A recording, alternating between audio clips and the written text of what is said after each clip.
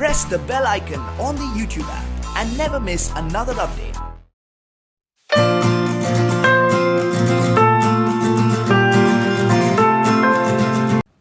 Hello friends, welcome to Finis Educare. Welcome to the third part of the chapter Europe and India. Europe and India is the second chapter in 8th Maharashtra Board history. So in the second part we have studied the French Revolution, American War of Independence. Then we have seen how there was a race between European countries to establish more and more colonies. Then we have seen how Britishers took permission from Jahangir and how they established their factory in Surat. So now we will see how Britishers or how French started interfering in our internal matters and how they established their rule over our country. So they started defeating small emperors, like they took control over Mysore, that is Karnataka. Then they took control over Britain, so Bengal, took control over Punjab. ऐसे करके करके उन लोगों ने पूरा country पे अपना control establish किया. So now let us see struggle between English and French. अभी English and French, English means Britain and French, तो ये दोनों का भी इंडिया में रूल था, कि फ्रांस का भी रूल था इंडिया में और ब्रिटेन का भी रूल था. तो इन लोगों के बीच में झगड़ा स्टार्ट हुआ. तो इन लोगों ने वॉर किया इंडिया में.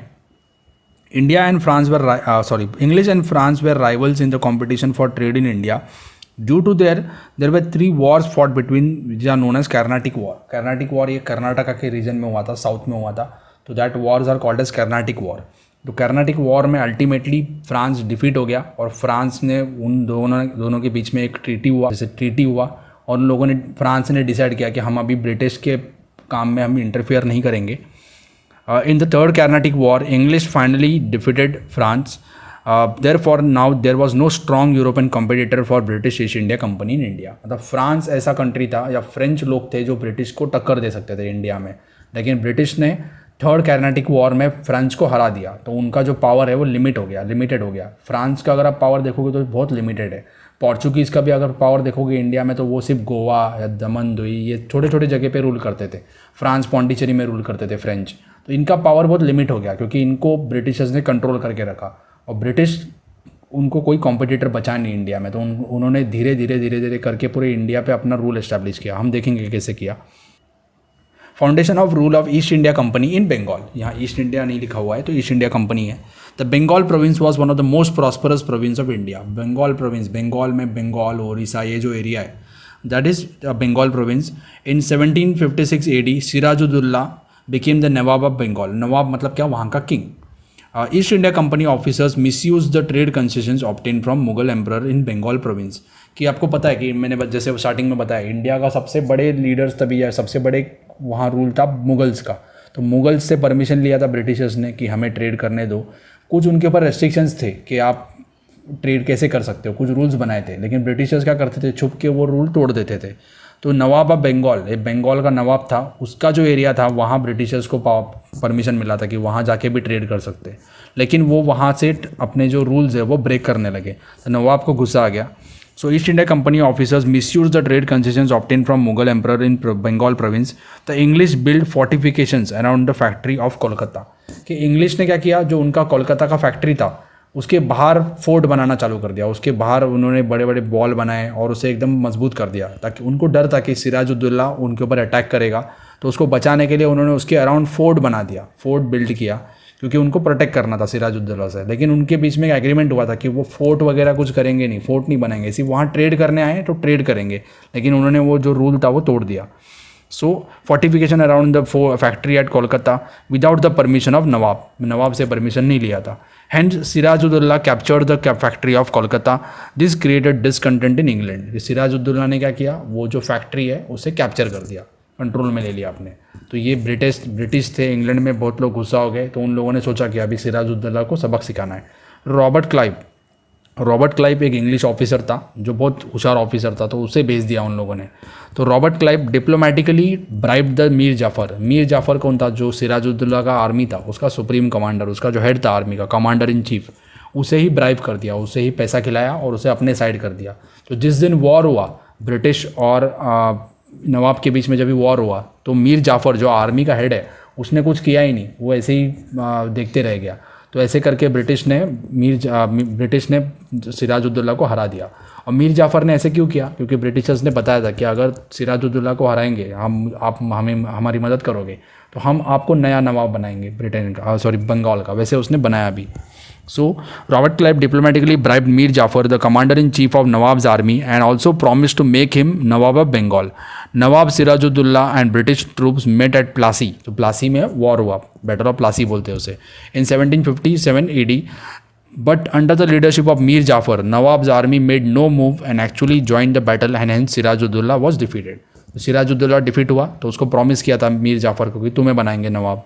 सो Mir Jafar became the nawab of Bengal with the support of British, but later he started protesting against the British. अभी मीर जाफ़र शांत नहीं बैठा, उससे भी लगने लगा कि ब्रिटिशर्स अभी और पावर कैप्चर करने लगे, तो उसने भी ब्रिटिशर्स के अगेंस्ट फाइट करना चालू कर दिया। तो ब्रिटिशर्स तंग आ गए, तो ब्रिटिशर्स ने सोचा कि अभी मीर जाफ़र को भी हटाना पड़ेगा। So he started protesting against the British, and hence his son-in-law Mir Qasim was made the Nawab. So Mir Jafar को हटा के मीर कासिम को नवाब बना दिया। Mir Qasim tried to put restrictions on illegal trade of British. तो वापस मीर कासिम भी शांत नहीं बैठा, उसने भी अभी सोचा कि ब्रिटिशर्स अभी बहुत ज़्यादा पावर एस्टेब्लिश करने का कोशिश कर रहे हैं, उसने भी तो उनको रोकना चालू कर दिया। सो उन लोगों ने मीर कासिम को हटा के वापस मीर जाफ़र को लाया। So Mir Jafar was made the nawab of Bengal.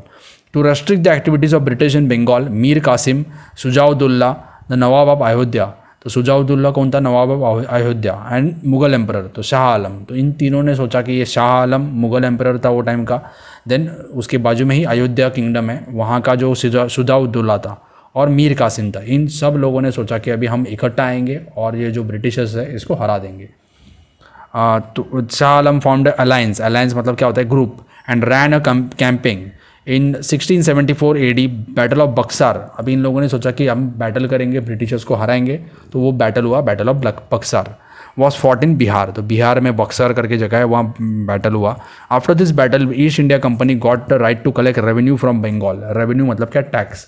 तो ब्रिटिशर्स ने ये तीनों का जो ग्रुप था उसे हरा दिया और उनको पावर मिला कि किसी बैटल होने के बाद एक ट्रीटी साइन होता है, एक एग्रीमेंट होता है कि जो हारा हुआ जो पार्टी होता है, वो जीता हुआ पार्टी होता है, उनके बीच में एक एग्रीमेंट होता है कि कुछ बोलते हैं कि चलो ये आपको दे देते हैं, आप टैक्स कलेक्ट कर सकते हो। तो ब्रिटिशर्स को राइट मिला कि वो इंडिया में या फिर बंगाल में टैक्स कलेक्ट कर सकते। टैक्स मतलब revenue from Bengal province as per the treaty of Allahabad. तो ट्रीटी कहाँ हुआ था? इलाहाबाद में हुआ था। In this manner, the foundation of British rule in India was laid in Bengal. तो ऐसे ब्रिटिशर्स ने बंगाल को अपने कंट्रोल में ले लिया। अभी हम देखते हैं कि उन्होंने साउथ में कैसे अपना पावर एस्टेब्लिश किया।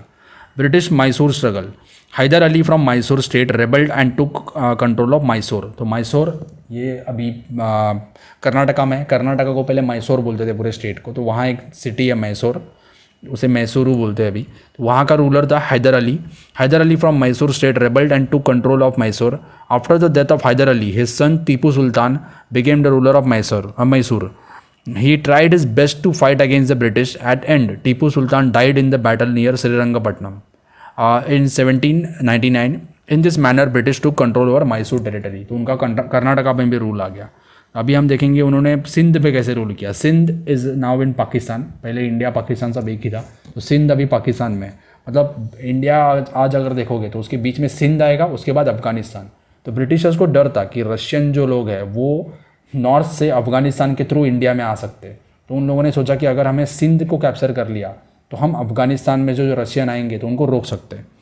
So to strengthen the British power in India, the English turned their attention towards the northwest frontier. Northwest frontier is now in Pakistan, जो सिंध का एरिया है। They feared that Russia might attack India through Afghanistan, and hence the British started establishing their influence over Afghanistan. The route towards Afghanistan went through Sindh. The British understood the importance of Sindh and captured it in 1843. Now Sikh ये बहुत ज़्यादा शूर होते हैं, इनको हराना बहुत मुश्किल होता है, लेकिन ब्रिटिशर्स ने इनको भी हरा दिया। In the beginning of 19th century, the power of Punjab was in the hands of Ranjit Singh. After the death of Ranjit Singh, his minor son Duleep Singh, तो Duleep Singh he became the leader of leader of Punjab, but he was minor, बहुत छोटे थे, तो उनके behalf पे उनकी माँ kingdom चलाती थी। So Duleep Singh came to throne मतलब क्या? उनको मुकुट, वो राजा बन गए। On his behalf, his mother queen Jindan looked after the state affairs. State affairs का मतलब क्या होता है कि जो डे टू डे कंट्री में होना है, काम करना है, वो उनकी माँ देखती थी। सिर्फ गद्दी पे या फिर सिर्फ दिखाने के लिए प्रिंस या फिर किंग थे Duleep Singh.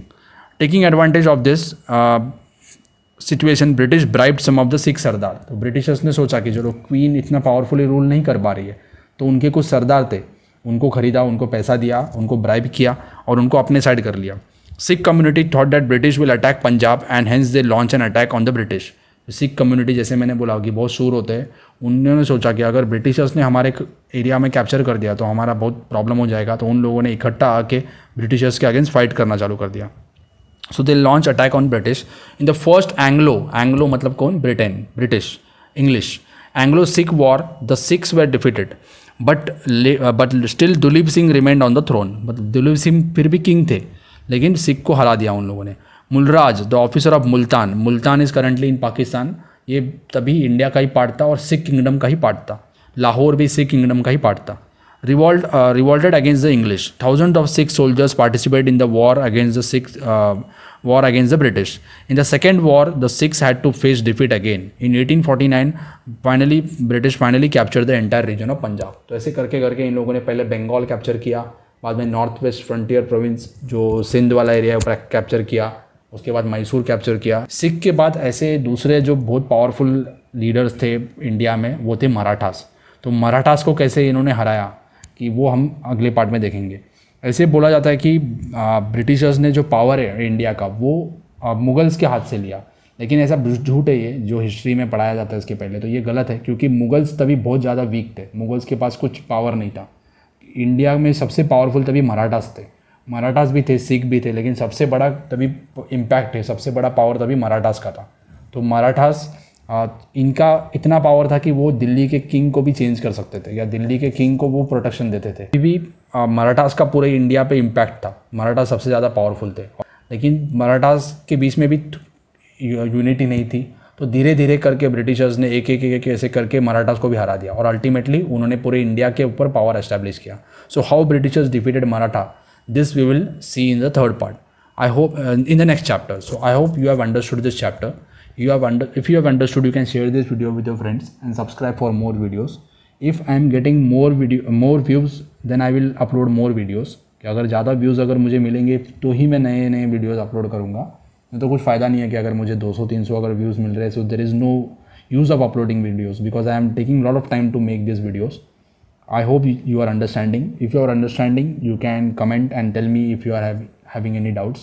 And you can share these videos with your friends and also subscribe to the channel. Also tell your friends to subscribe to this channel. Thank you for watching.